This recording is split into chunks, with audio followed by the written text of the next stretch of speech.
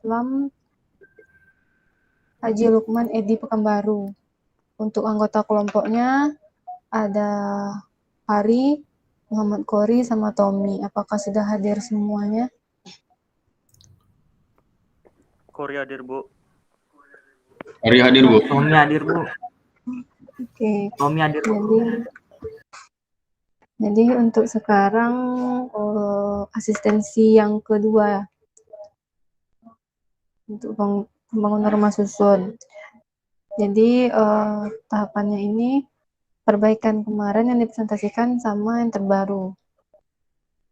Maaf, Bu, asistensi ketiga, Bu. Oh iya, asistensi ketiga. Jadi langsung saja kepada Hari dipersilakan.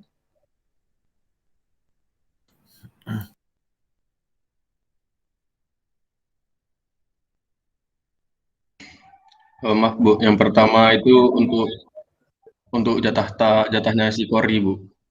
Jadi coba siapa yang pertama, yang kedua, yang ketiga? Yang pertama Muhammad Kori, Bu. Yang kedua itu Tommy. Yang ketiga itu saya, Bu.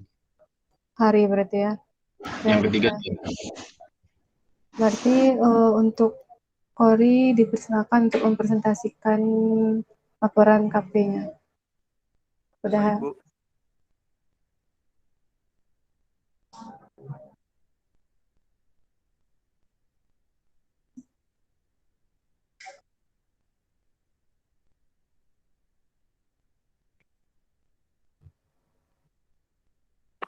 Sudah muncul, Bu? Sudah. Presentasinya belum? Sudah.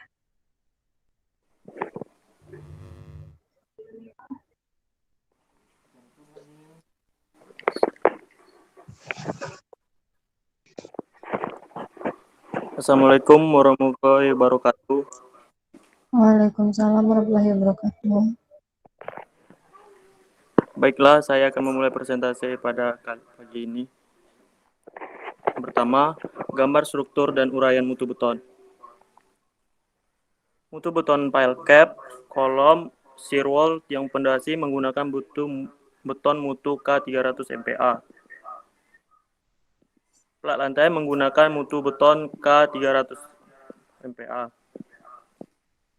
Mutu beton balok menggunakan K300 MPa. Tiang panjang sendiri menggunakan mutu beton K450 MPa. Sifat mekanis baja. Yang pertama, baja tulangan polos 280, kuat leleh minimal 280 MPa, maksimal 405 MPa. Kuat tarik minimal 350 MPa. Regangan dalam 200 mm minimal 11% diameter kecil dari 10 mm, 12% diameter besar dari 12 mm. Sudut lengkung 180 derajat. Diameter pelengkung 3,5 D, D kecil dari 16 mm. 5D, D kecil dari 19 mm. Yang kedua, baja tulangan sirip 280. Minimal 280 MPa, maksimal 405 MPa. Kuat tarik minimal 350 MPa. Regangan dalam 200 mm, 11% diameter kecil dari 10 mm, 12% diameter besar dari 13 mm. Sudut lengkung 180 derajat. Diameter pelengkung 3,5, diameter kecil dari 16 mm, dan 5D diameter besar dari 19 mm. Rasio TS per YS hasil ujinya minimal 1,25. Yang ketiga, baja tulangan sirip 420A. Kuat leleh minimal 420, maksimal 545 MPa. kuat tarik minimal 525 MPa, regangan dalam 200 mm minimal 9% diameter kecil dari 19 mili. 22 kecil dari diameter kecil dari 25 mm. 7% diameter besar dari 29 mm. Sudut lengkung 180 derajat dan 90 derajat. Rasio TS per YS hasil ujinya minimal 1,25. Baja tulangan sirip 420B. Minimal 420 MPa, maksimal 545 MPa. Kuat tariknya minimal 525 MPa. Regangan dalam 200 mm 14% diameter kecil dari 19 mili. 12% 22 kecil dari diameter besar kecil dari 36 mm. 10% diameter besar dari 36 mm. Sudut lengkung 180 derajat. Rasio TS per YS hasil ujinya minimal 1,25. BJTS 420A dan BJTS 420B dari tabel terlihat sama. Tetapi bedanya hanya di regangan. Regangan pada BJTS A lebih rendah daripada BJTS B. BJTS A jarang dipakai, BJTS B lebih sering dipakai karena memiliki regangan yang lebih tinggi. Regangan yang lebih besar persentasenya untuk bangunan tahan gempa. Karena regangan yang lebih tinggi disebut elongasi, yaitu regangan semakin besar semakin tahan gempa. Elongasi sendiri adalah kemampuan bahan logam untuk bertambah panjang ketika diberi beban atau gaya tarik. Selanjutnya, BJTS 550 kuat leleh minimal 550 MPa, maksimal 645 MPa. Kuat tarik 650 MPa. Regangan dalam 200 mm yaitu 7% diameter kecil dari 25 mili, 6% besar dari 29 mili, 7% kecil dari 25 mili. Sudut lengkung 180 derajat dan 90 derajat. Rasio TS per YS hasil ujinya yaitu 1,25. Selanjutnya BJTS 700 kuat leleh minimal 700 MPa, maksimal 825 MPa. Kuat tariknya minimal 805 MPa. Regangan dalam 200 mili, 7% diameter kecil dari 25 mili, 6% diameter besar dari 29 mili. Sudut lengkung 180 derajat dan 90 derajat. Rasio TS per YS hasil ujinya 1,15. Perbedaan prategang dan precast. Prategang adalah beton yang tulangannya berupa tendon yang diberi gaya tarik terlebih dahulu sebelum bekerjanya beban luar. Precast adalah beton yang dicetak dalam sebuah cetakan yang dilakukan di lokasi yang berbeda dari lokasi konstruksi. Penulangan pada precast, penulangan tarik biasa, di mana tulangan akan memikul beban tarik akibat beban. Sedangkan prategang, tulangan yang berupa tendon ditarik lebih dahulu sebelum bekerjanya beban luar. Berikut dilampirkan gambar beton yang diberi prategang. Yang gambar pertama yaitu pengecoran dan pemasangan selubung tendon yang sebelum diberi gaya prategang. Gambar kedua, setelah beton tersebut dikasih prategang tendon itu kabel baja prategang. Yang gambar ketiga, setelah dikasih beban gaya prategang, balok dalam keadaan prategang terjadinya lendutan. Terjadi lendutan ini, Pak. Selanjutnya, kerja sama operasi. Kerja sama operasi atau KSO adalah perjanjian dua pihak atau lebih di mana masing-masing sepakat untuk melakukan suatu usaha bersama dengan menggunakan aset atau hak usaha yang dimiliki dan secara bersama-sama menanggung resiko usaha tersebut. Kerja sama operasi atau KSO dapat dilaksanakan dengan ketentuan sebagai berikut. Yang pertama, memiliki kualifikasi usaha besar dengan kualifikasi usaha besar. Yang kedua, memiliki kualifikasi usaha menengah dengan kualifikasi usaha menengah. Yang ketiga, memiliki kualifikasi usaha besar dengan kualifikasi usaha menengah. Atau yang keempat, memiliki kualifikasi usaha menengah dengan kualifikasi usaha kecil. Kerja sama operasi tidak dapat dilaksanakan oleh yang pertama, penyedia dengan kualifikasi usaha besar dengan kualifikasi usaha kecil.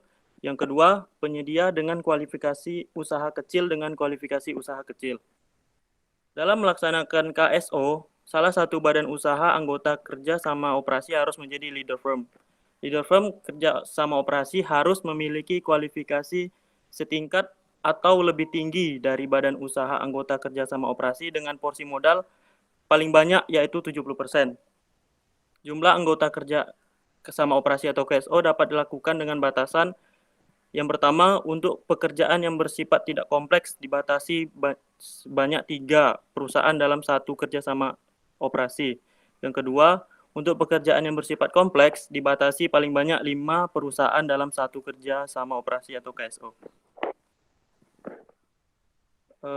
Sekian dari presentasi saya.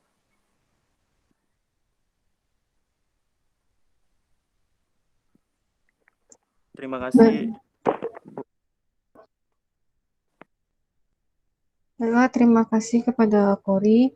Selanjutnya kita masuk ke sesi tanya jawab dengan Pak Roni. Kepada Pak Roni dipersilakan.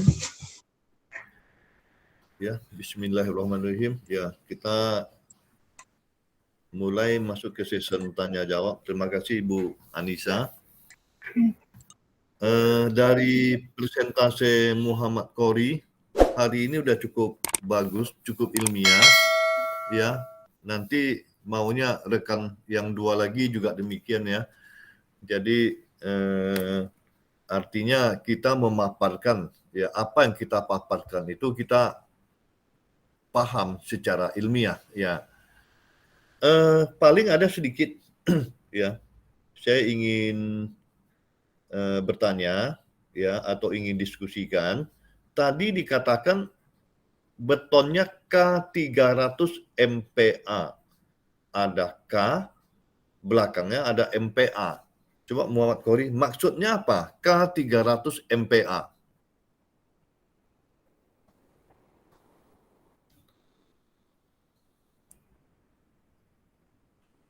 Itu unmute-kan dulu, Muhammad Kori. Iya, Pak. Ya, maksudnya apa? K300 MPa.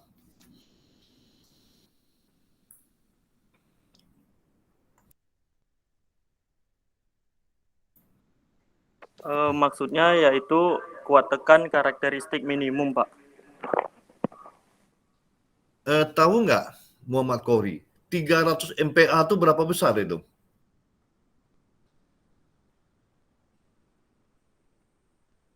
(300 MPa itu berapa kilogram per sentimeter persegi?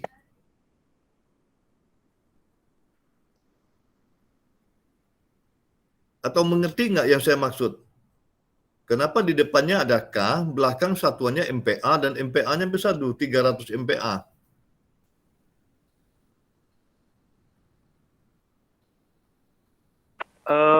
Sebelumnya minta maaf, Pak. Itu maksudnya K300, Pak. Nggak pakai K300. Ya, Pak. Kapan K300 itu apa satuannya? Kilogram per sentimeter kuadrat, Pak. Kalau K300 dijadikan MPa, konversi satuannya berapa? Konversi satuan yang saya minta. Belum konversi benda uji. 300 kilogram per sentimeter persegi itu berapa MPa? Konversi satuan.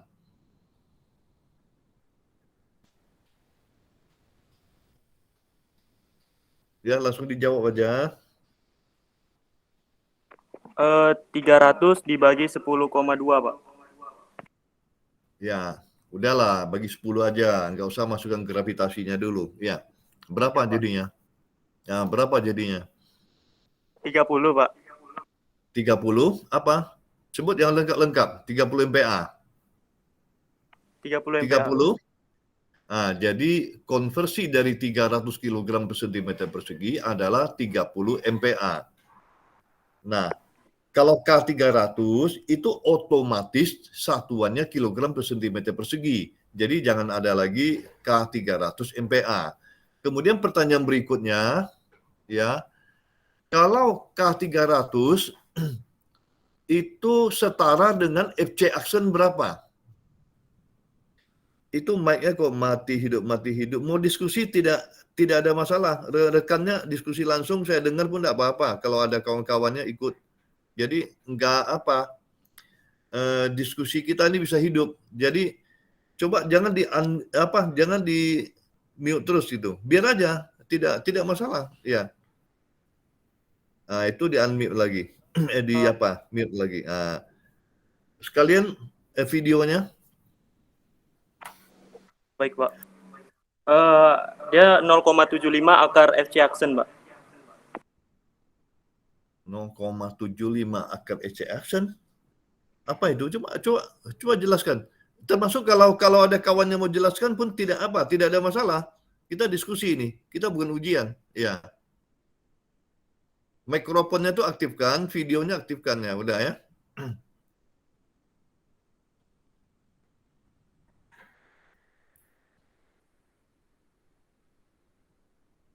Ayo, Muhammad Kori. Pertanyaannya Ya. FC atau FS-nya, Pak?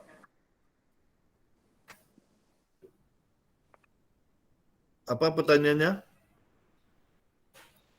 Pertanyaan Bapak tadi FC-nya FC aksen atau FC aksen.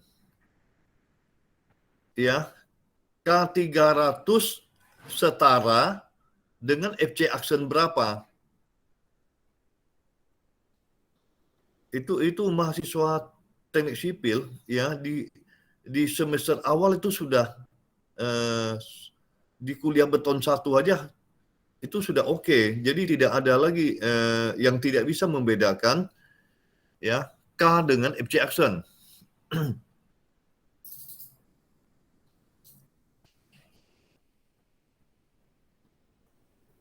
30, Pak. 30 MPa. Tadi konversi satuannya 30 MPa. Kalau sekarang karena kita cerita FC aksen.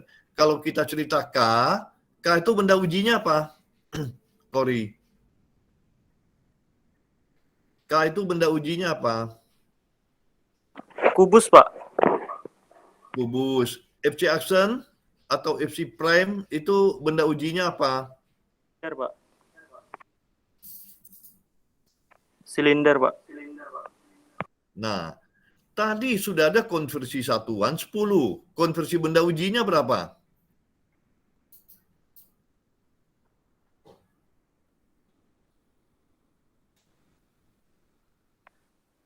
Berapa konversi benda ujinya?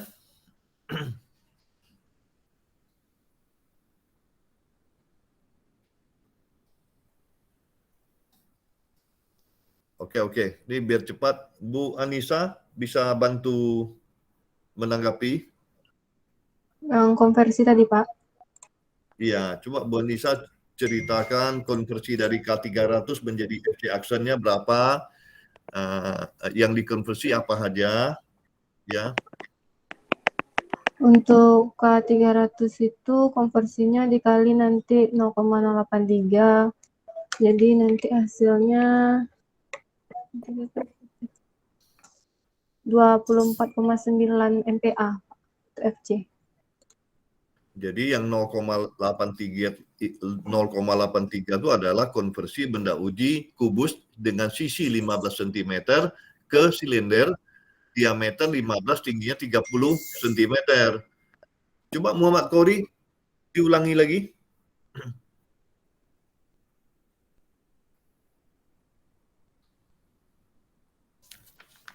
Ulangi lagi tadi apa yang dibahas tadi? Konversi K menjadi FC aksen. Konversi benda uji dari kubus ke silinder dengan diameter 15 kali 30 cm. Dengan Ya, berapa kekuatan besarnya konversinya?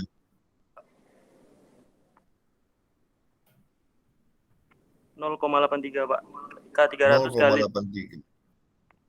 Ya. Oke, nanti itu dicermati lagi. Baik, Ya, Pak. Ya, Pak. saya sih berharap tidak ada lagi mahasiswa teknik sipil yang tidak paham konversi dari K ke FC Action. Ya, di mana K itu adalah mutu beton berdasarkan PBI 71, sedangkan FC Action itu berdasarkan SNI. Jadi sudah tidak ada masalah lagi. Kita sebagai engineer teknik sipil, kita mendesain dengan FC Action atau FC Prime, sedangkan kalau kita beli beton di pasaran masih K.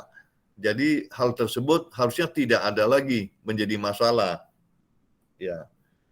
Oke, Baik. yang berikutnya mungkin saya tambah satu lagi. Tadi sih nggak jelas ya. Mutu baja yang digunakan selain 280 MPa, katanya 280 MPa sampai 450 MPa. Di spesifikasi teknisnya berapa yang digunakan? Mutu berapa? Kalau hasil uji itu memang variabel ya. Ya, tidak pas 280 MPa itu kuat tariknya bisa lebih dari itu. Tetapi di spesifikasi teknis itu kan sudah ditentukan. Nah, itu mutu baja berapa, mutu baja untuk diameter yang kecil berapa sampai berapa itu mutunya berapa, untuk diameter yang besar itu berapa mutu bajanya. Coba jelaskan di spek teknisnya.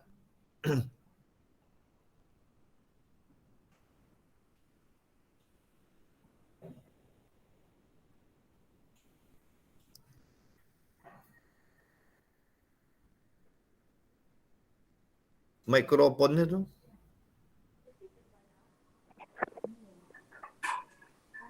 Ya,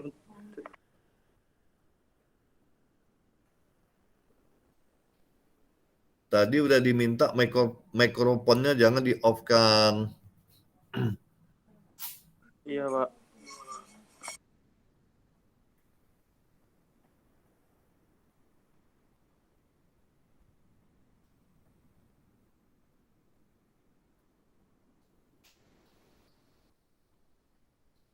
Ayo supaya suasana diskusi kita ini jadi hidup, ya. Mikrofon jangan di off kan. Ada teman-teman di sana silakan diskusi aja, kita jadi hidup. Kalau gini, ini saya record ini, saya masukkan di YouTube ini video ini. Jadi biar ini jadi apa? Jadi bahan buat rekan-rekan mahasiswa teknik sipil yang lainnya, ya. Ya coba kita tunjukkan diskusi yang cukup seru lah itu. Masalah dapat tidak dapat itu nomor 2. Kita kan diskusi, ini bukan dalam konteks sedang ujian atau apa, ya. Ya silakan.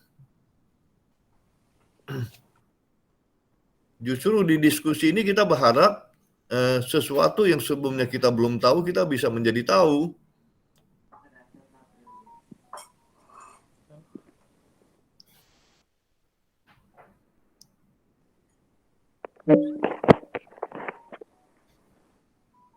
Sebentar, Pak.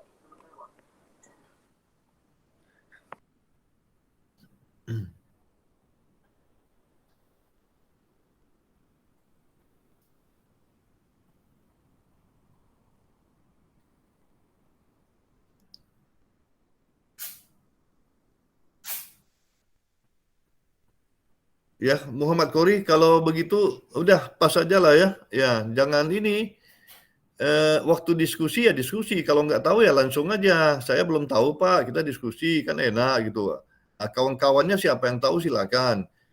Kalau itu Bu Anissa, udah pas aja. Kita lanjutkan orang kedua aja. Ini habis waktu untuk ini, untuk menunggu. Ya, janganlah. Ya, jangan kita disuruh nunggu gitu. Baik, Pak, berarti lanjut aja ya, Pak. Ya. Terima kasih kepada Pak Roni. Kita lanjut ke anggota kelompok yang kedua. Kepada Tommy dipersilakan.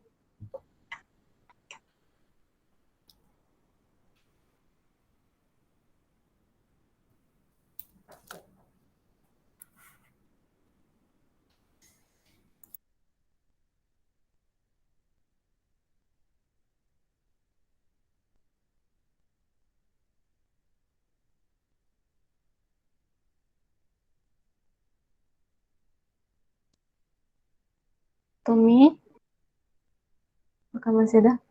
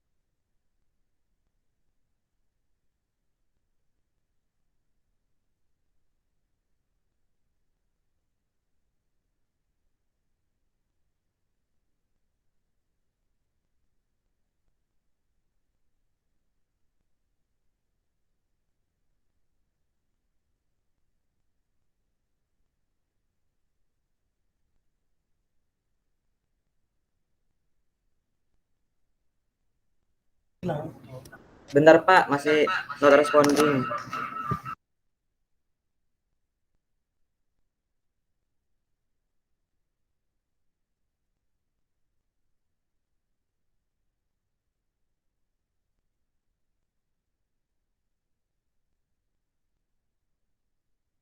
Ini memungkinkan juga.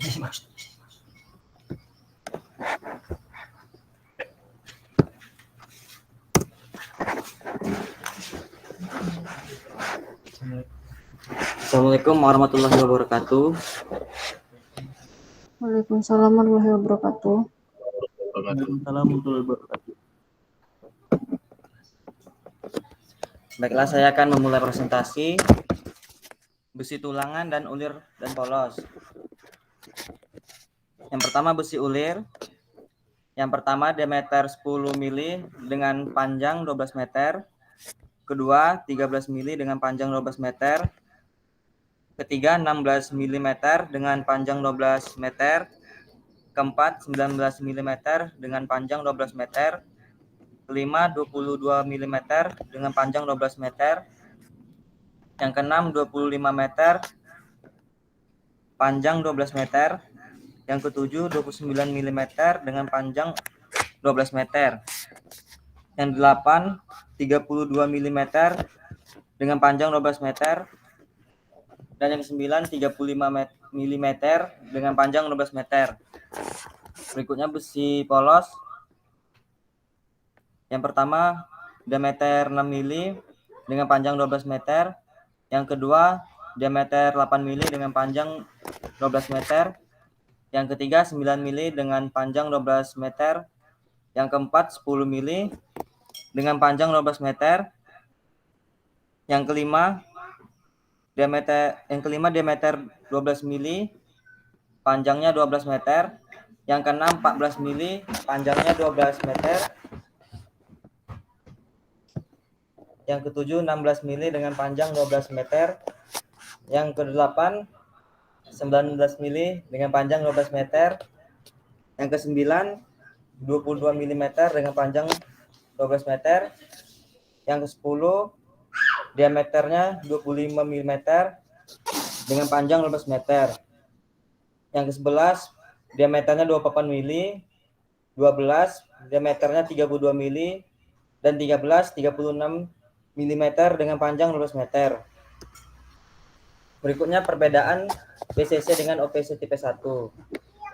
PCC atau Portland Composite Cement digunakan untuk bangunan-bangunan pada umumnya sama dengan penggunaan semen Portland tipe 1 dengan kuat tekan yang sama.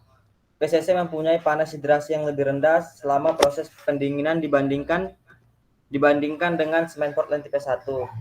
Sehingga pengerjaannya akan lebih mudah dan menghasilkan permukaan beton atau plaster yang lebih rapat dan lebih halus. Sedangkan OPC atau Ordinary Portland Cement tipe 1 adalah semen hidrolis yang dihasilkan dengan cara menggiling tarak semen Portland, terutama yang terdiri atas kalsium silikat yang bersifat hidrolis dan digiling bersama-sama dengan bahan tambahan berupa satu atau lebih bentuk kristal senyawa kalsium sulfat dan boleh ditambah dengan bahan tambahan lain. Semen Portland untuk penggunaan umum yang tidak memerlukan persyaratan-persyaratan khusus seperti yang disyaratkan pada jenis-jenis lain. Berikutnya berbagai tipe semen dan diuraikan. Yang pertama jenis semen biasa atau abu-abu. Yang pertama, semen Portland tipe 1 atau ordinary Portland semen. Semen Portland yang dalam penggunaannya tidak memerlukan persyaratan khusus seperti jenis-jenis lainnya. Jenis ini paling banyak diproduksi karena digunakan untuk hampir semua jenis konstruksi. B. Semen Portland tipe 2 atau moderate sulfate resistant. Semen Portland modifikasi yang dalam penggunaannya memerlukan ketahanan terhadap sulfat dan panas hidrasi sedang. Berikutnya, semen Portland tipe 3 atau high early strength. Semen Portland yang dalam penggunaannya memerlukan kekuatan awal tinggi dalam fase permulaan setelah peningkatan terjadi. Kekuatan 28 hari umumnya dapat dicapai dalam 1 minggu. Semen jenis ini umum dipakai ketika acuan harus dibongkar secepat mungkin atau ketika struktur harus dapat cepat dipakai.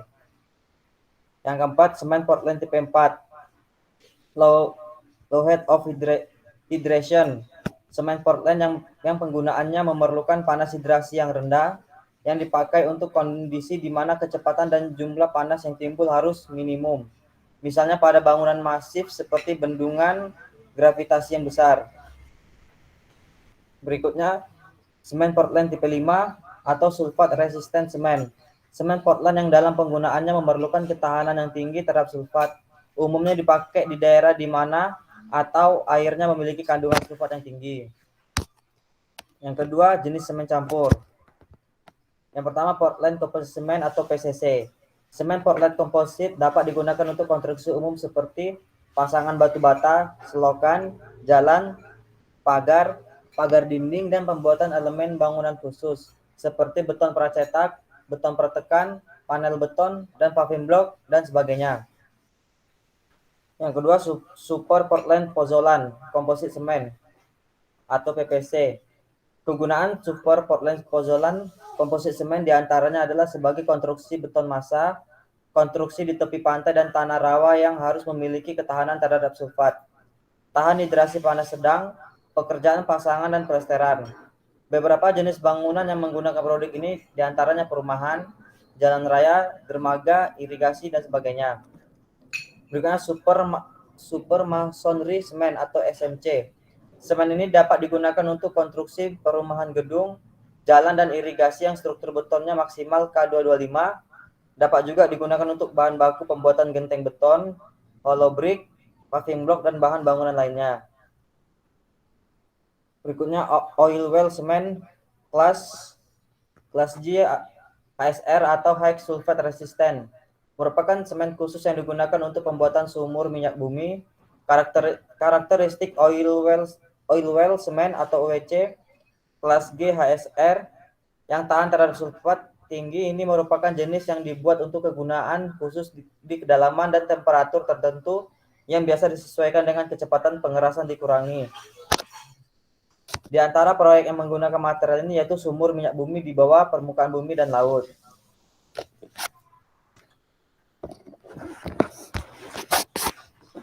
Berikutnya, rencana kerja dan sasaran RKS, rumah susun prototip. Yang pertama, spesifikasi umum dan teknis. Persiapan pelaksanaan. Persiapan pelaksanaan, kontraktor diwajibkan mempelajari secara seksama seluruh gambar kerja serta rencana kerja dan syarat-syarat teknis. Dan kontraktor diwajibkan mengadakan pertemuan dengan konsultan manajemen konstruksi atau MK dan direksi pelaksana untuk mendapat kejelasan pelaksanaan. Berikutnya, lingkup pekerjaan. Pekerjaan persiapan meliputi pembuatan papan nama proyek, pekerjaan pembersihan proyek, dokumentasi, shop dan as-built drawing, pelaporan, serta pengadaan listrik dan air kerja. Berikutnya, memulai kerja.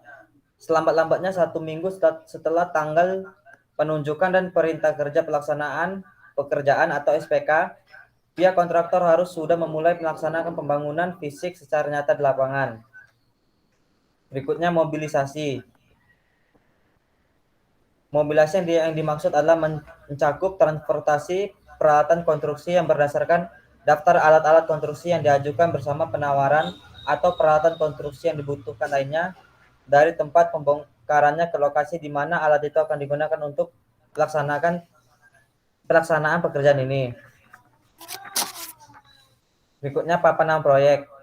Kontraktor harus memasang papan nama proyek sesuai dengan ketentuan yang berlaku atas biaya kontraktor atau sesuai dengan angka jumlah penawaran kontraktor pelaksana. Kuasa kontraktor di lapangan.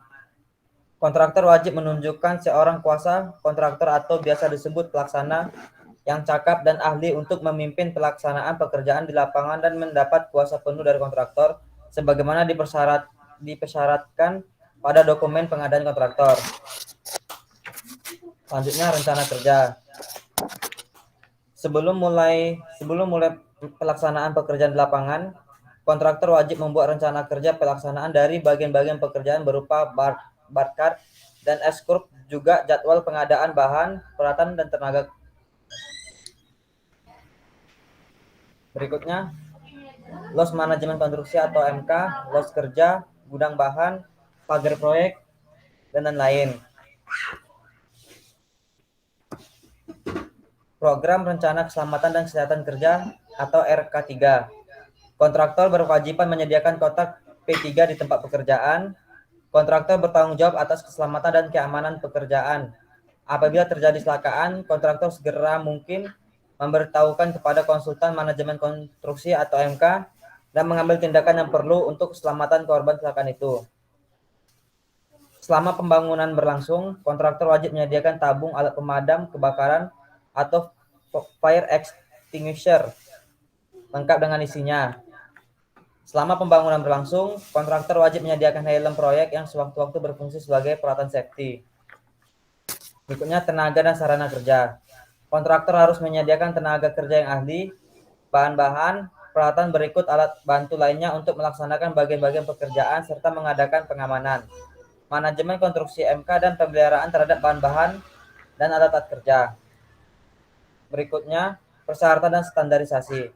Untuk menghindari klaim dari user proyek di kemudian hari, maka kontraktor harus betul-betul memperhatikan pelaksanaan pekerjaan struktur dengan memperhitungkan ukuran jadi atau finished sesuai persyaratan ukuran pada gambar kerja dan penjelasan RKS. Berikutnya, laporan harian, mingguan, dan bulanan. Pelaksana lapangan setiap hari harus membuat laporan harian mengenai segala hal yang berhubungan dengan pelaksanaan pembangunan atau pekerjaan, baik teknis maupun administratif. Penjelasan RKS dan gambar. Bila gambar tidak sesuai dengan rencana kerja dan syarat RKS, maka yang mengikat atau berlaku adalah RAB. Dan harus juga disadari bahwa revisi-revisi gambar dan detail gambar mungkin akan dilakukan di dalam waktu pelaksanaan kerja. Kontraktor harus melaksanakan pekerjaan sesuai dengan maksud gambar dan spesifikasinya. Tanggung jawab kontraktor. Kontraktor harus bertanggung jawab penuh atas kualitas pekerjaan sesuai dengan ketentuan-ketentuan dalam RKS dan gambar kerja. Kontraktor bertanggung jawab atas kerusakan lingkungan yang timbul akibat pelaksanaan pekerjaan. Kontraktor berkewajiban memperbaiki kerusakan tersebut dengan biaya kontraktor sendiri. Berikutnya, ketentuan dan syarat bahan-bahan. Bahan-bahan yang akan dipergunakan maupun syarat-syarat pelaksanaan harus memenuhi syarat-syarat yang tercantum dalam IV dan Persyaratan Umum Bahan Bangunan Indonesia atau PUBI tahun 1982, Standar Industri Indonesia atau SII untuk bahan termaksud, serta ketentuan-ketentuan dan syarat bahan-bahan lainnya yang berlaku di Indonesia. Pemeriksaan bahan-bahan. Bahan-bahan yang didatangkan atau dipekerjakan harus sesuai dengan contoh-contoh yang telah disetujui konsultan manajemen konstruksi atau MK. Bahan-bahan yang tidak memenuhi syarat-syarat atau kualitas jelek yang dinyatakan afkir atau ditolak oleh konsultan manajemen konstruksi harus segera dikeluarkan dari lapangan bangunan selambat-lambatnya dalam tempo 3x24 jam dan tidak boleh dipergunakan. Supplier dan subkontrak. Jika kontraktor menunjuk supplier dan atau kontraktor bawahan atau subkontrak dalam hal pengadaan material dan pemasangannya, maka kontraktor wajib memberitahukan terlebih dahulu kepada konsultan manajemen konstruksi dan direksi untuk mendapat persetujuan. Pembersihan tempat kerja. Segala objek yang berada di muka tanah dan semua pohon, tonggak, kayu busuk, tunggul, akar, serpihan, tumbuhan lainnya, sampah dan rintangan-rintangan lainnya yang muncul yang tidak diperuntukkan berada di sana harus dibersihkan dan atau dibongkar dan dibuang bila perlu. Penyediaan alat berat sebagai alat mobilisasi. Kontraktor harus menyediakan beberapa alat berat untuk kelancaran proses pengerjaan pembangunan gedung. Mengingat proses pengerjaan dilakukan di ketinggian, maka kontraktor wajib menyediakan alat berat mobile crane. Drainase saluran. Kontraktor harus memelihara drainase yang memasuki, melintasi, dan memengaruhi tempat kerja. Pemeriksaan hasil pekerjaan. Pekerjaan atau bagian pekerjaan yang telah dilaksanakan kontraktor, tetapi karena bahan atau material ataupun komponen jadi maupun mutu pekerjaan sendiri ditolak oleh konsultan manajemen konstruksi atau direksi, harus segera dihentikan dan selanjutnya dibongkar atas biaya kontraktor dalam waktu yang ditetapkan oleh konsultan manajemen konstruksi atau direksi. Kontraktor harus melaporkan kepada manajemen konstruksi kapan setiap pekerjaan sudah siap atau diperkirakan akan siap diperiksa.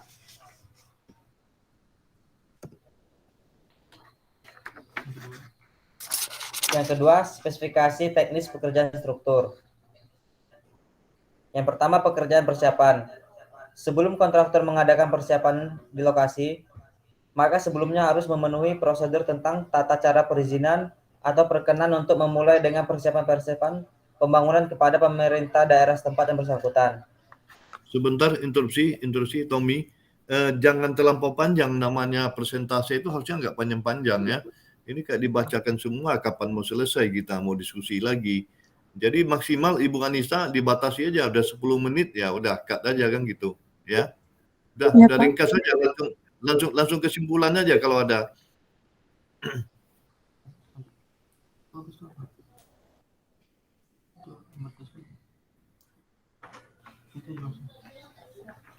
Oke, selanjutnya laporan singkat tentang hammer test. Metode pengujian beton dengan alat hammer test. Pertama, pendahuluan. Pengujian beton menggunakan alat Smith hammer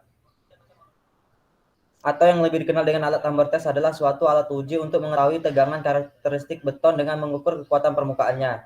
Pelaksanaan Smith hammer test diatur yang pertama BS 1881 202 ASTM C805 atau pengujian mutu beton dengan hammer test. Yang kedua, Peraturan Beton Indonesia PBI 1971. Kedua, kelebihan dan kekurangan. Yang pertama, kelebihan, praktis, mudah penggunaannya, murah, pengukuran dilakukan dengan cepat dan tidak mudah rusak. Kekurangannya, hasil pengujian dipengaruhi oleh kerataan permukaan, kelembapan beton, sifat-sifat dan jenis agregat kasar, derajat karbonisasi dan umur beton. Oleh karena itu perlu diingat bahwa beton yang akan diuji harus dari jenis dan kondisi yang sama. Sulit mengkalibrasi hasil pengujian, tingkat keandalannya rendah, hanya memberikan informasi mengenai karakteristik beton pada permukaan. Ketiga, kalibrasi hammer test. Tujuan kalibrasi adalah meminimalkan ketidakpastian pengukuran dengan memastikan keakuratan peralatan uji. Kalibrasi mengkuantifikasi dan mengendalikan kesalahan atau ketidakpastian dalam proses pengukuran ke tingkat yang dapat diterima. Yang keempat, metode pengujian. Yang pertama, bidang uji pada elemen struktur harus memenuhi ketentuan berikut.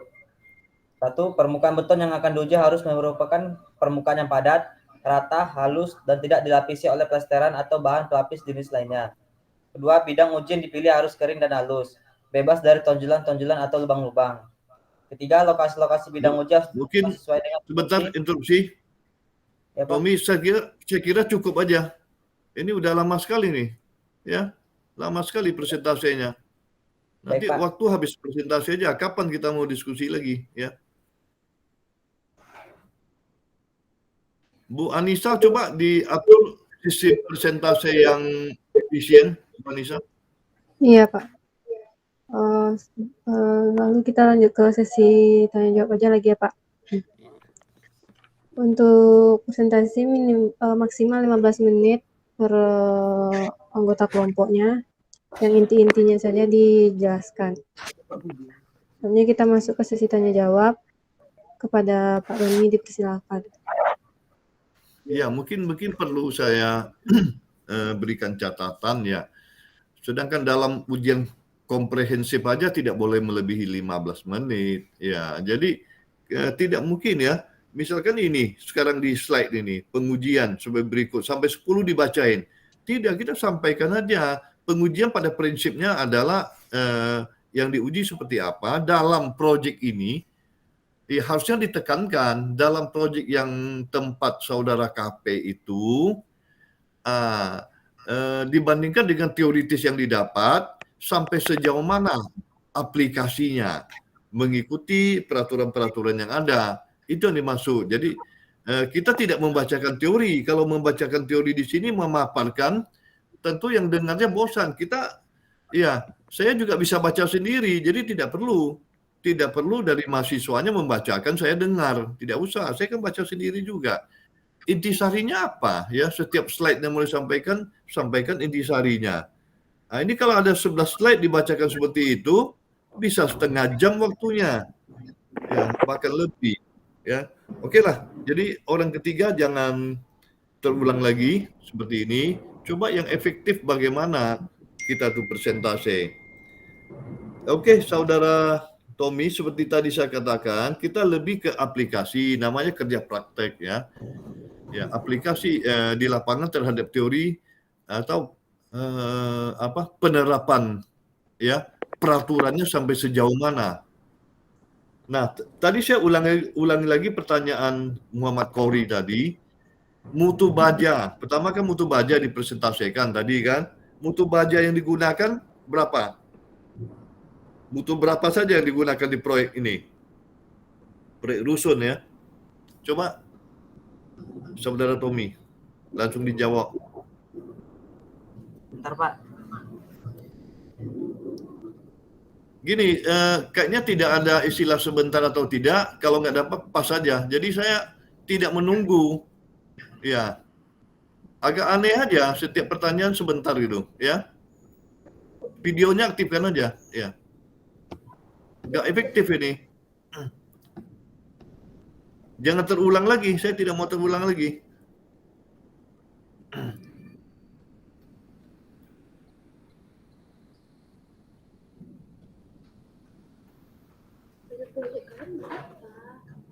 Coba mutu bajanya.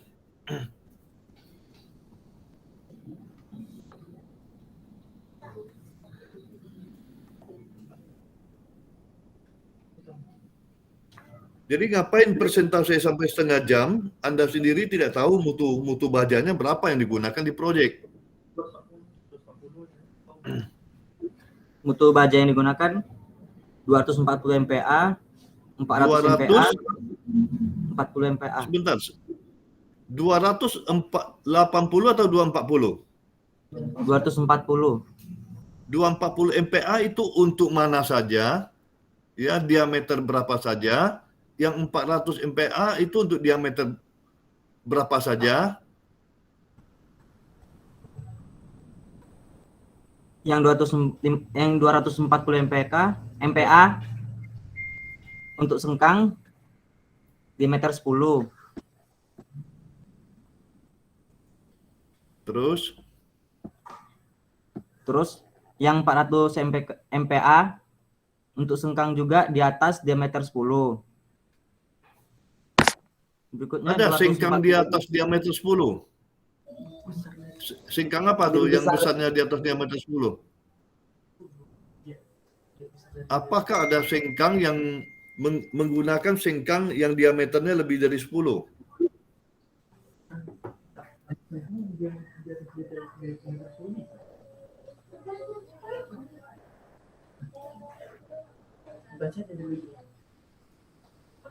Udah, kalau nggak dapat pas saja. Kalau diskusi ikut aja, siapa mau diskusi ikut di situ, tapi bukan bisik-bisik saya nunggu apa nih, ya.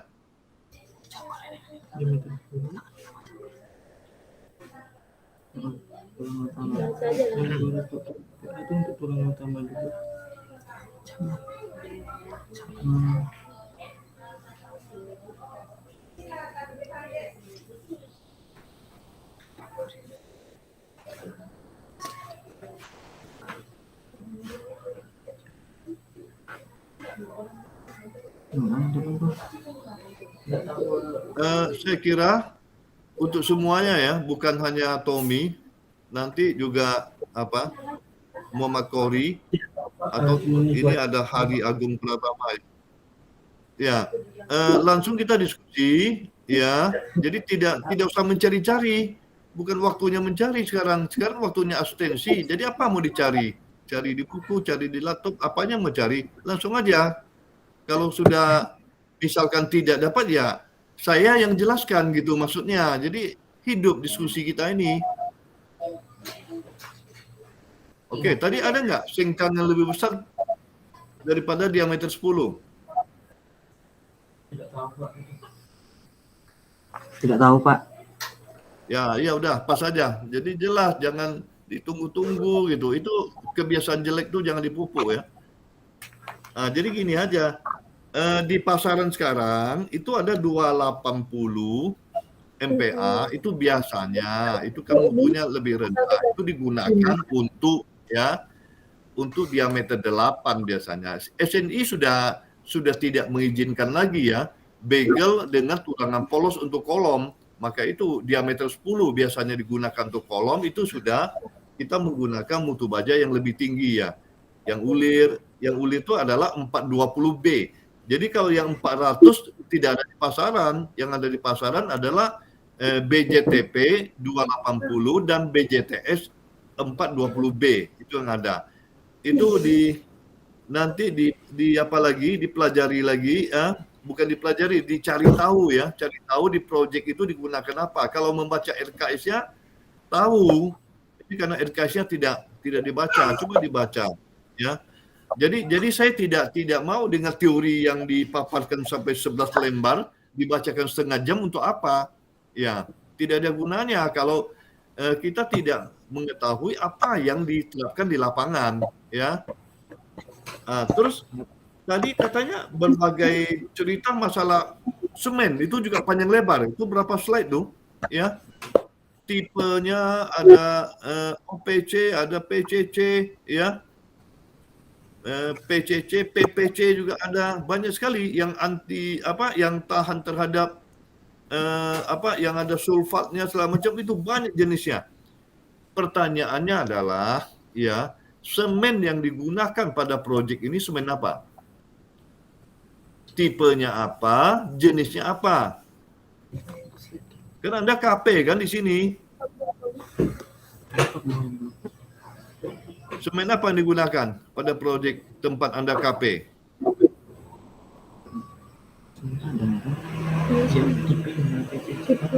Saudara Tommy.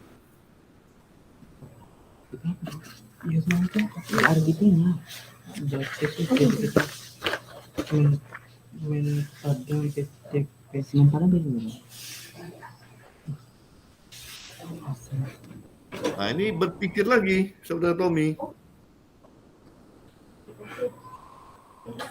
PCC ya. PCC tipe 1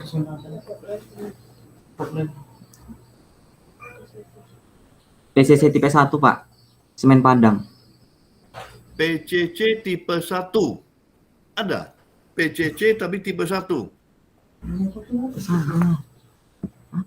Udah. Jadi gini, Saudara Tommy, ya, Anda ambil dokumentasinya. Semen itu difoto, ya. Difoto apa tulisannya di sana yang ada. Yang tipe 1 itu OPC. Dulu tipe 1, sekarang OPC. Jadi PCC tidak ada PCC tipe 1. Apakah itu ada? Oke lah, saya melihat sudah tadi ya dari Muhammad Qori dan Saudara Tommy. Kayaknya Anda berdua tidak menguasai lapangan. Jadi kerja sehari-hari KP di lapangan kerjanya apa gitu. Sedangkan yang dipaparkan itu teoritis dikutip panjang-panjang untuk apa memaparkan sepanjang itu. Sedangkan di lapangan apa yang terjadi, saudara berdua tidak tahu. Oke, jadi gini aja, Bu Anissa lanjutkan ke orang ketiga. Saya harap orang ketiga tidak terjadi lagi seperti ini. Ya. Baik Pak, selanjutnya kita masuk ke anggota kelompok yang ketiga. Kepada Hari dipersilakan untuk memaparkan presentasinya.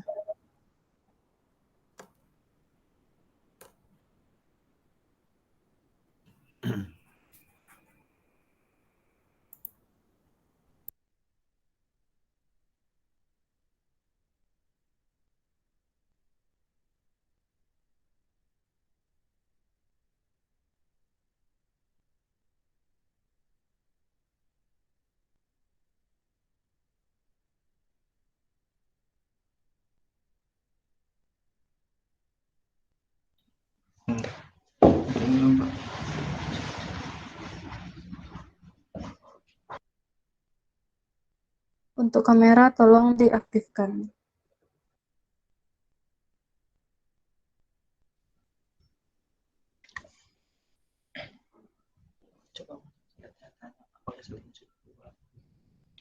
Apakah slide-nya sudah keluar, Bu? Sudah. Sudah, Bu. Baik. Dari Sudah. Oke.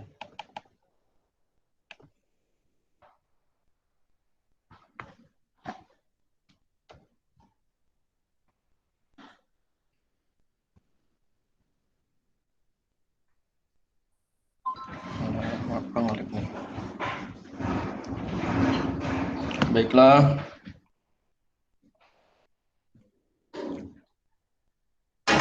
Baiklah, di sini saya akan mempresentasikan hasil perbaikan dari pertemuan sebelumnya. Yang pertama itu ada soil test atau uji tanah, bisa disebut juga dengan sondir, yaitu merupakan salah satu pengujian penetrasi yang bertujuan untuk mengetahui daya dukung tanah pada setiap lapisan serta mengetahui kedalaman lapisan pendukung, yaitu lapisan tanah keras. Selanjutnya yaitu berikut saya lampirkan tabel data soil test atau data sondir. Yang pertama itu pada kedalaman 0 sampai 1 itu jenis tanahnya lanau. Untuk KC-nya 5 sampai 10 kg per cm kuadrat. Yang kedua yaitu pada kedalaman 1 sampai 4 meter jenis tanahnya lanau berlempung, KC-nya 10 sampai 20 kg per cm kuadrat. Yang ketiga yaitu pada kedalaman 4 sampai 11 meter jenis tanahnya pasir berlanau, untuk KC-nya 40 sampai 80 kg per cm kuadrat. Yang keempat, pada kedalaman 11 sampai 20 meter jenis tanahnya lanau berpasir dengan KC 20 sampai 40 kg per cm kuadrat. Selanjutnya, pada kedalaman 20 sampai 25 meter jenis tanahnya pasir berlanau, KC-nya 40 sampai 80 kg per cm kuadrat. Selanjutnya ada pada kedalaman 25 sampai 30 meter jenis tanahnya tanah keras, KC-nya 80 sampai 150 kg per cm kuadrat. Jadi dari data sondir di atas didapatkan hasil tanah keras pada kedalaman 30 meter, pemancangan menggunakan tiang mini pile berukuran 25 cm x 25 cm dengan panjang 6 meter. Pada tekanan kurang lebih 13 MPa, pemancangan berhenti. Mungkin sebentar, Saudara Hari. Ya. Hari sebentar. Ya, Pak. Bu Anissa bagaimana? Ini selagi PowerPoint-nya ditayangkan seperti ini, langsung kita diskusi aja lah ya, daripada nanti sudah selesai juga diskusinya sangat pasif sekali. Atau kali ini kita coba langsung diskusi, selesai satu slide, langsung kita diskusi. Setuju? Saudara Hari? Boleh, Pak. Oke, setuju ya. Nah, oke, saya mulai menanyakan yang slide ini, yang selembar ini. Coba Ya, kita perhatikan ya, bahwa jenis tanahnya lanau, ya, QC-nya 5 sampai 10. Kemudian lanau berlempung 10 sampai 20. Nah, kalau kita membaca nilai QC, ya, 5 sampai 10 dengan 10 sampai 20, itu lebih kuat yang mana? 5 sampai 10 atau 10 sampai 20? 10 sampai 20, Pak. 10 sampai 20 kg. 10 sampai 20. Karena QC-nya lebih tinggi, ya. Pak. Karena QC-nya lebih tinggi. Kemudian kita perhatikan jenis tanah. Lanau dan lanau berlempung. Mana lebih bagus? Ya, lanau atau lanau berlempung? Nah, pertanyaan saya, apa yang dimaksud dengan lanau? Tanah lunak, Pak. Lanau itu jenis tanah apa? Tanah lunak, Pak. Ya? Tanah lunak, Pak. Kalau tanah lunak itu beda, lunak keras. Lanau itu apa? Lempung itu apa? Tanah lempung, Pak. Lempung itu apa?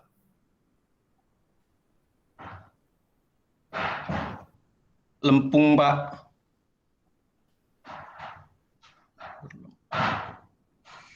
Apa itu lempung? Tanah liat, Pak. Apa itu clay? Clay itu Tanah apa? liat, Clay. Pak. Tanah liat, ya. Tanah liat. Lempung adalah tanah liat. Kemudian lanau.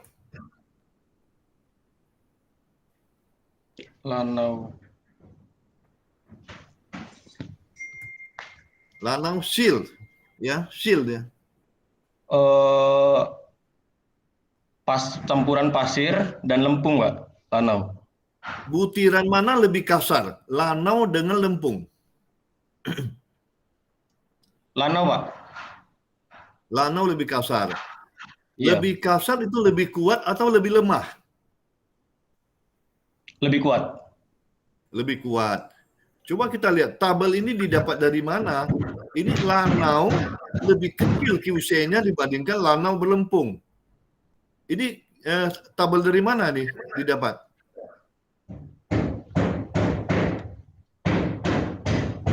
Diambil dari mana yang ditayangkan di sini?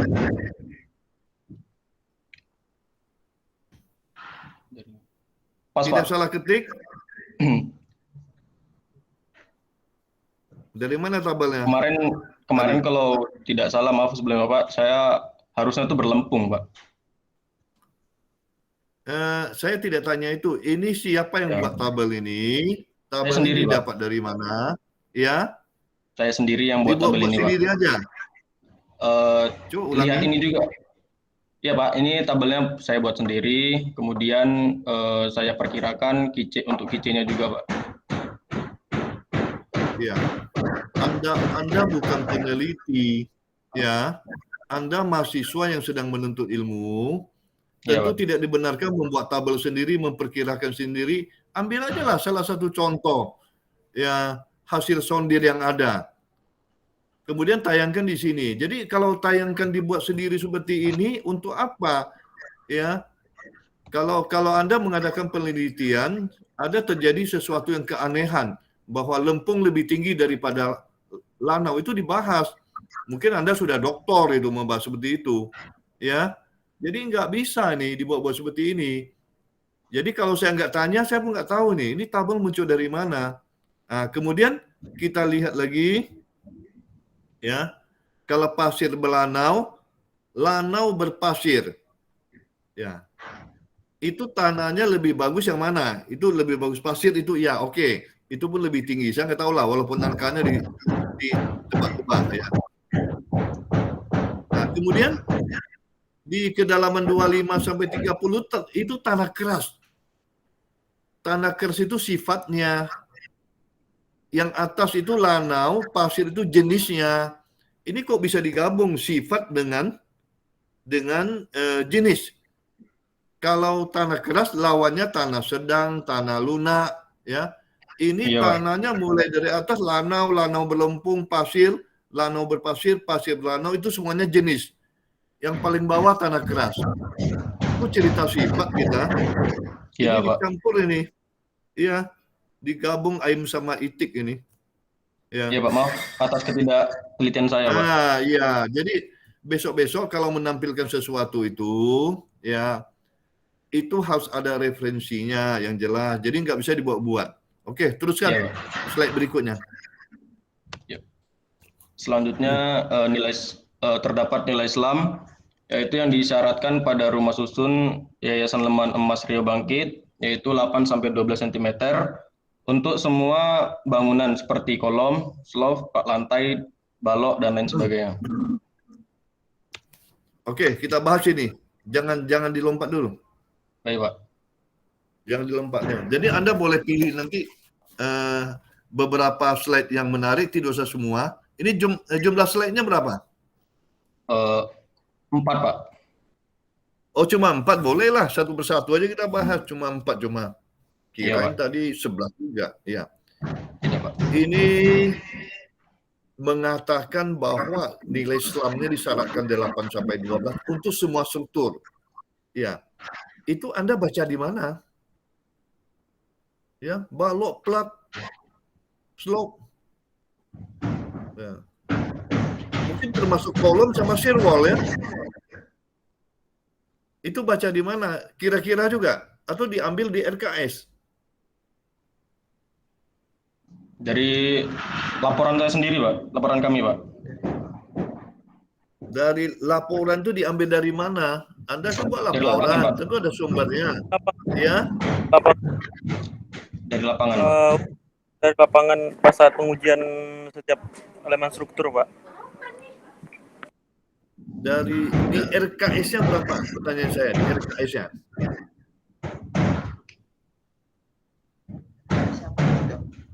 Tom itu. Berapa nilai selam yang disyaratkan di RKS?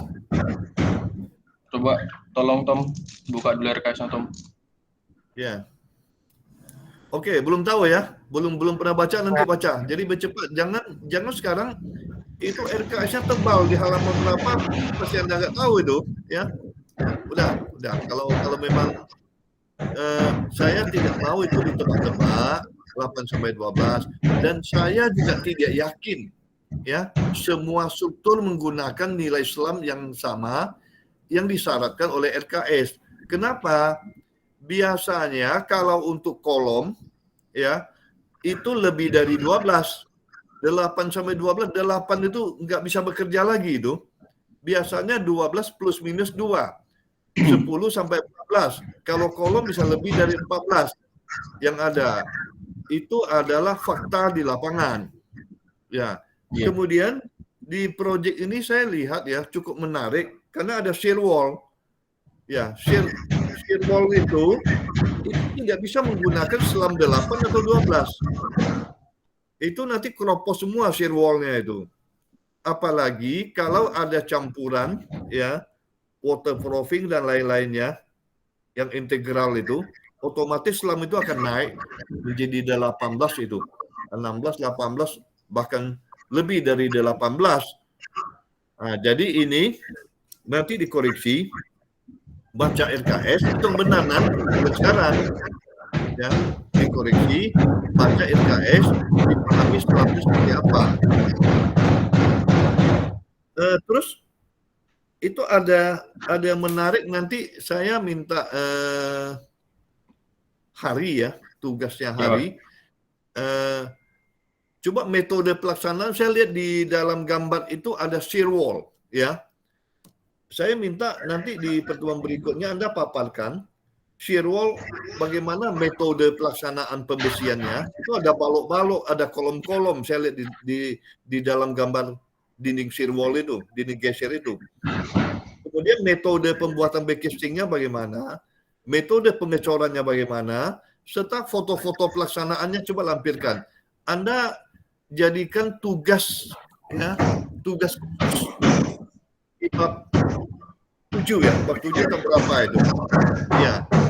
Tentang shear wall aja, dinding shear wall itu ya. Jadi catatan buat Hari itu tugas khususnya adalah shear wall. Kemudian Tommy itu khususnya kelihatannya nanti saya akan bertanya habis ini saya bertanya, saya berikan tugas khusus.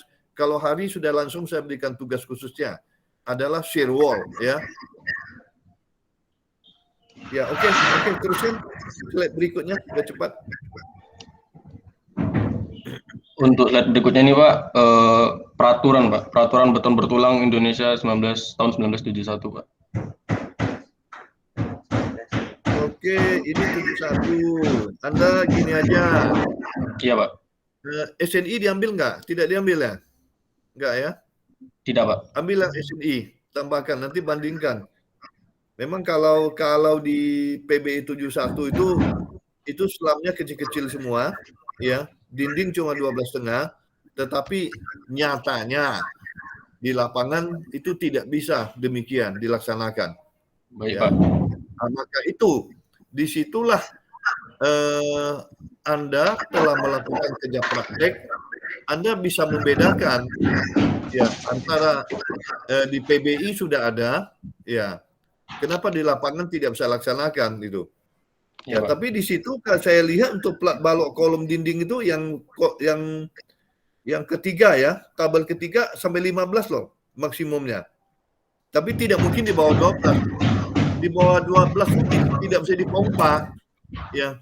Kalau Anda di teoritis tidak tahu, ketika di lapangan bahwa selam yang rendah tidak bisa dipompa.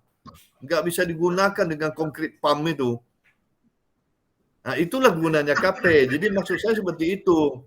Ya, untuk apa kita KP? Ya. Kayaknya lembar terakhirnya terima kasih itu ya.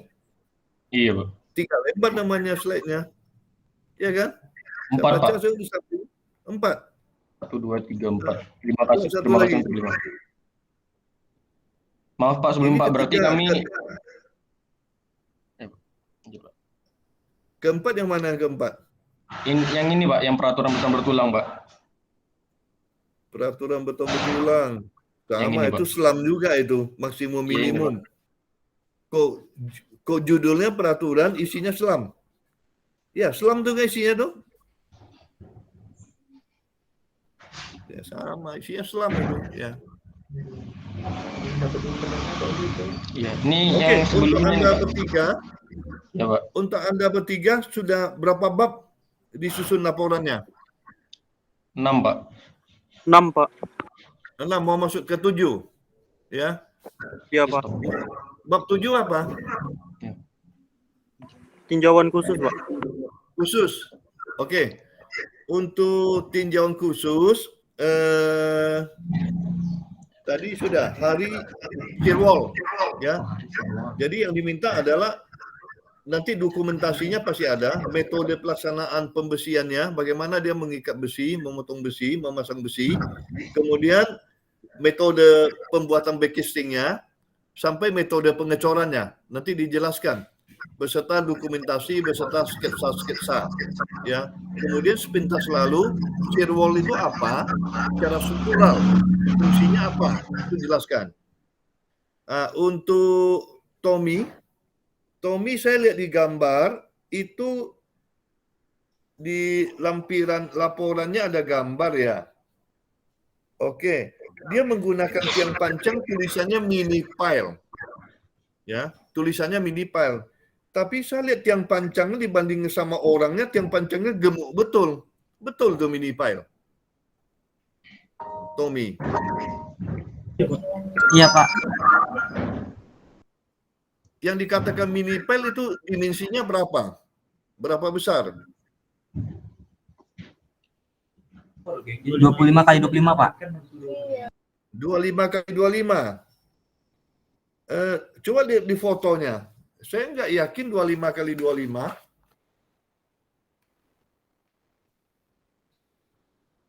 Ya, nampak nih. Coba lihat tangan orang itu. Berapa besar itu tiang panjang itu? Atau di foto di mana diambil ini?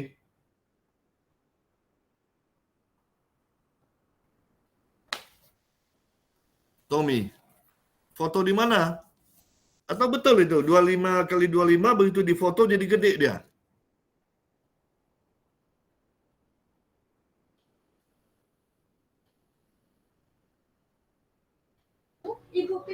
Kayaknya salah masukin foto, Pak.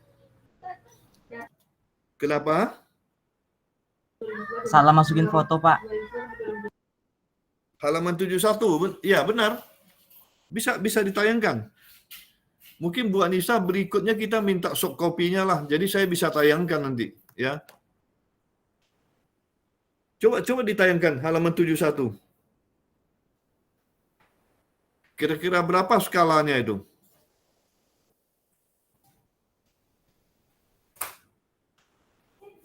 Mana Tommy tadi hilang? Kan, Kor. Mana masukkannya? Aku pakai HP, Cok. Itu aja udah jelaskan kan. Pindah Oh, gue udah tahu aja dapat dari mana. pakai HP. Mungkin disuruh bikin bagian.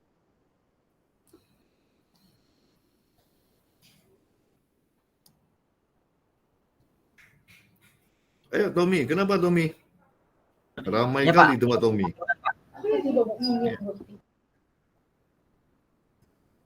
Ya benar itu 25 kali 25.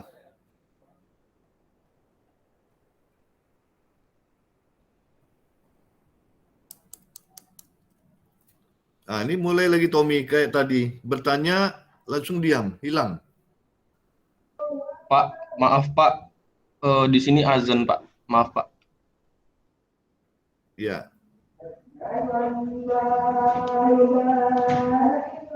Ya, kita tunggu aja selesai azannya. Baik, Pak. Ya.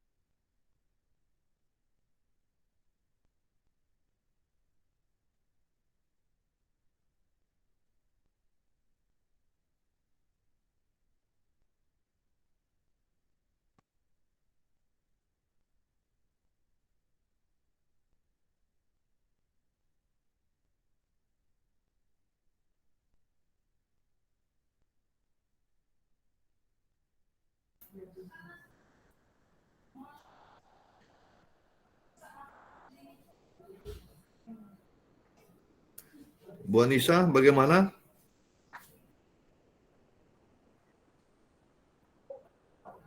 Ya Pak. Apakah di tempat rekan-rekan selesai azan semuanya?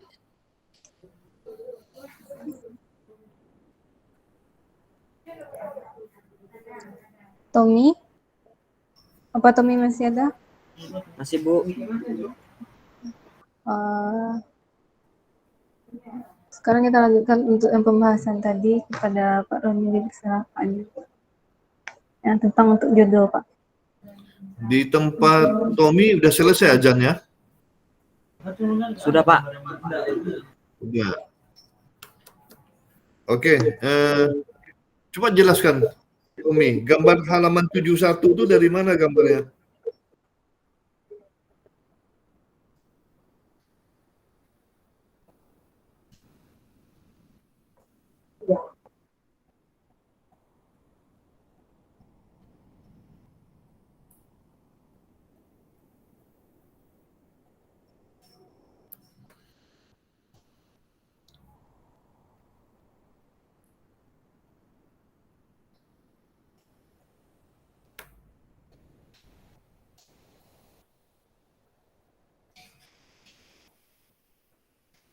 Ayo, Saudara Tommy, saya harus tahan napas nih kayaknya nih.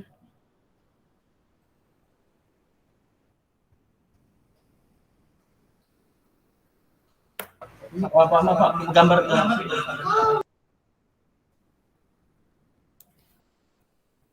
Maaf Pak, untuk gambar tiang panjang salah Pak. Nanti mau diperbaiki Pak. Diambil dari mana? Coba ngomong apa adanya aja supaya saya tahu masalahnya.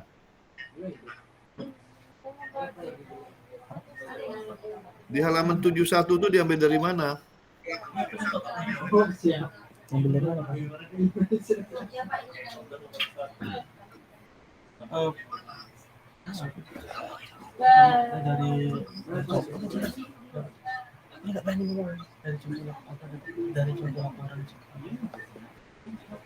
Yang di halaman 71 itu Pak didapat dari contoh laporan senior Pak.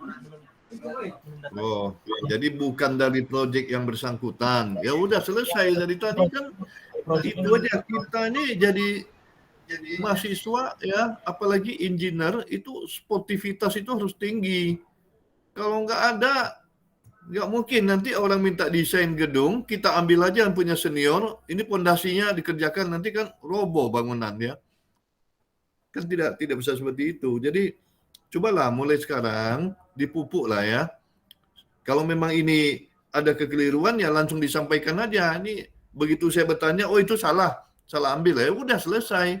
Jadi nggak perlu dicari-cari alasan sampai diskusi yang panjang lebar, ujung-ujungnya bahwa itu didapat dari senior itu fotonya. Ya cobalah ya. Pupuklah sportivitas yang tinggi ya. Jadi Tommy teruskan untuk tinjau khususnya masalah pondasi tiang panjang, didata apa adanya, dokumentasi, maksudnya dokumentasi di proyek tempat Anda, KP, itu yang dimasukkan. Kemudian hammernya seperti apa yang digunakan nantinya. Kemudian tentu ada soil testnya ya. Dia gunakan SPT atau sondir. Tampilkan kedalamannya berapa, daya dukungnya berapa, ada nggak PDA tesnya. Kalau dia pakai tumbuk, ya pakai hammer, kalen ring dari pemancangannya nanti dilampirkan, itu ditinjau khusus ya. Setelah lengkap nanti baru persentase, jangan sepotong-sepotong aja. Ya Tommy paham? Paham Pak, baik Pak. Ya paham ya, terima kasih ya Tommy. Ya Pak. Kemudian satu lagi Muhammad Qori. Tadi Muhammad Qori, teruskan aja tadi yang belum selesai. Konversi mutu beton dari K ke FC Action. K itu berasal dari mana? Dari PBI. Dicari pasal di PBI-nya. Ya. Kata K itu dari mana? Karakteristik. Ya. Berupa benda ujinya seperti apa? Dijelaskan di sana. Kemudian dikonversikan ke FC Action. Itu kalau konversi secara umum 0,83 benda ujinya, kemudian konversi benda uji yang sesungguhnya dia berdasarkan mutu beton. Kalau mutu beton semakin tinggi, maka konversi benda ujinya semakin mendekati 1, yang 0,83 itu kan naik terus gitu. Itu ada formulanya, pakai formulanya nanti. Terus satu yang belum tuntas adalah tadi masalah mutu baja yang digunakan. Ya, cari ke pasaran. Ya. Di pasaran ada yang 280 sama 420 B. Apa bedanya 420B dan 420A? Ya, itu saya udah jelaskan juga di YouTube saya. Itu ada juga. Ya, cari di YouTube saya ada. Atau nanti saya atau Bu Anissa bisa share ke grup. Ya, nanti ditonton apa bedanya 420B dengan 20A. Yang di pasaran cuma itu. Jadi hal-hal yang basic seperti ini, ya saya maunya Anda itu calon ya, engineer teknik sipil. Jangan yang basic seperti ini tidak dikuasai, ya. Pak, Nah, itulah, tadi ya. saya sudah jelaskan juga mutu baja yang beda dari 420A dan 420B, Pak. Saya lihat Sudah, dari bagus. Ya. sudah lihat dari YouTube Bapak, Pak. Yang dia kalau semakin apa tadi, regangannya semakin besar, maka semakin tahan gempa, Pak. Yang jadinya Benar, bagus. Ya, jadi perbedaannya elongasinya, persentase daripada elongasinya berapa. Terus gini, di lapangan itu dia pakai yang mana RKS-nya? Itu belum dilihat di RKS tadi ya. Tadi masih cari RKS-nya. Kalau penuh bahagian dari RKS itu diambil, itu dilampirkan di laporan. Jadi kita tahu bahwa RKS-nya minta 420A atau 420B. Atau dia masih pakai peraturan yang lama. Peraturan yang baru kan SNI-nya 2017 tuh. Yang lama kalau nggak salah 2014 kan? Di 2017 SNI-nya sudah tidak ada lagi yang 400 MPA. Kalau yang lama masih ada. Kalau bisa ditampilkan dua-dua, beda SNI 2015 dengan beda SNI 2017. Ya, paham ya, Kori? Nanti dibanding-bandingkan. Jadi khusus Anda membahas mutu baja dan mutu beton, ya, semaksimal mungkin. Itu dilaporkan di bab ke-7 itu. Jadi tinjauan khusus bersama foto-foto baja di lapangan. Ya, proyek itu ada foto-foto tumpukan bajanya, bagaimana menyusun baja, dan ditambahkan metode pelaksanaannya di lapangan seperti apa. Baja dan beton ya, tentang mutu dan metode pelaksanaannya. Itu dilaporkan, dilengkapi dengan dokumentasi. Baik, Pak. Jadi itulah 3 tugas tinjauan khusus. Ya, kalau laporan yang hasil diskusi kita hari ini perlu diperbaiki, baru nanti disiapkan bab ke-7 sesuai dengan pembagian tugas yang saya berikan. Ya, mungkin ada pertanyaan sebelum kita kembalikan ke Bu Anissa. Pak, izin bertanya, Pak. Ya, silakan Hari. Iya. Untuk ini Pak, untuk asistensi berikutnya kira-kira kapan Pak? Jadi kami bisa saya balik bertanya, ketika Anda selesai mengumpulkan yang hari ini diperbaiki, dikumpulkan ke Bu Anissa, kemudian yang bab 7-nya selesai, ya, kalau nggak selesai apa mau kita bahas? Tentu bab 7 selesai dikumpulkan bersama subkopinya lah ya, gambar-gambarnya tolong dengan subkopinya. Jadi saya sebelum asistensi, saya bisa mengambil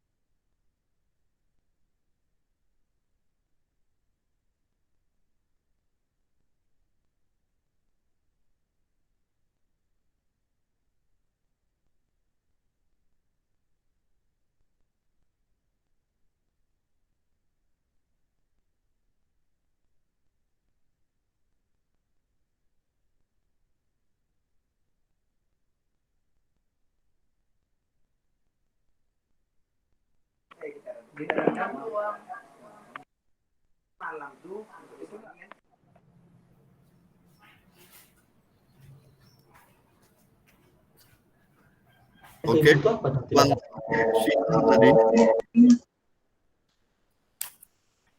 Ya, mungkin tambahan saya, diperbaiki laporan, jangan ngutip-ngutip aja, laporkan apa yang ada di lapangan. Ya. Ada lagi pertanyaan?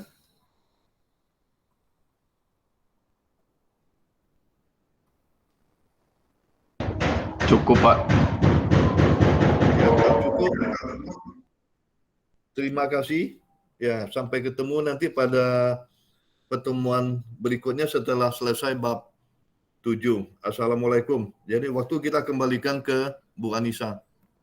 Waalaikumsalam warahmatullahi wabarakatuh. Waalaikumsalam warahmatullahi wabarakatuh. Baiklah, terima kasih kepada Pak Roni.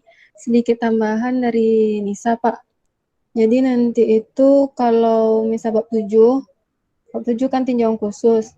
Intinya itu kita dibandingkan nanti di lapangan sama di peraturan. Jadi nanti jangan ada yang salah-salah bikin bab 7-nya. Misalnya tadi di SLAM test kan 12 di lapangan. Nanti di peraturan SNI sekian untuk kolom, untuk balok misalnya kan. Kalau untuk SLAM nanti bisa ambil di SNI 7656 2012. Terus tadi ada juga tabel untuk tanah. Ambil aja nanti di data sondir. Ada tuh, biasanya ada. Nah, sekian dari Nisa, Pak. Berarti selesailah asistensi yang ketiga kita buat hari ini. Apabila ada salah dan yang kamu dimakan. Assalamualaikum warahmatullahi wabarakatuh. Waalaikumsalam warahmatullahi wabarakatuh. Terima kasih. Terima kasih, Bu. Terima kasih, Bu. Terima kasih, Pak. Izin keluar, Bu.